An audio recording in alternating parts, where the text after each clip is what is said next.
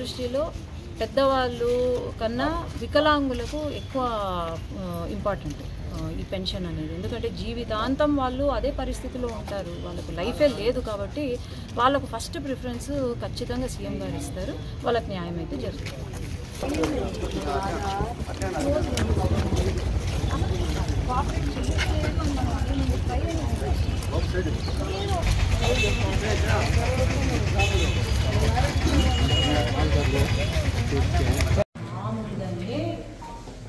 ఇది కదా మీరు తాళాలే తెరవలేదు, ఇంకా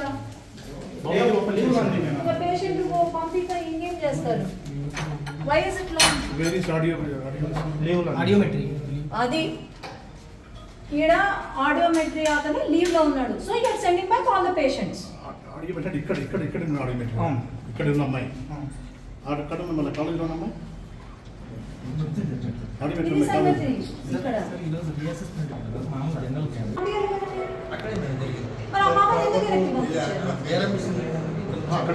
ఏం చేశారు? పిల్లలు వస్తే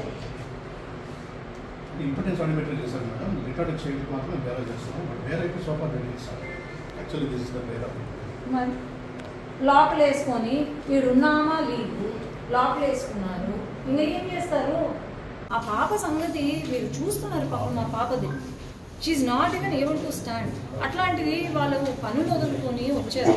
వచ్చినప్పుడు మీరు లేదు వెనక్కి పంపించేస్తే ఎంత తప్పు అది. Please find out and do something.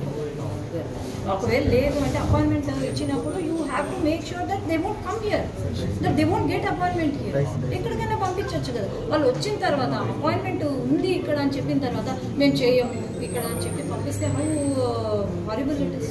Actually that and importance audiometry retarded child cooperate చేయట్లేదు అని చెప్పేసి హాస్పిటల్ ట్రై చేయాలి కదా. మనము కోఆపరేట్ చేయట్లేదని మనం కాదు కదా డిసైడ్ చేసేది. ఏంటి డాక్టర్ ఏం చేస్తున్నారు? ఏదైనా టెస్ట్ చేస్తున్నారు అసలు మీకు? సార్ రండి మేడం.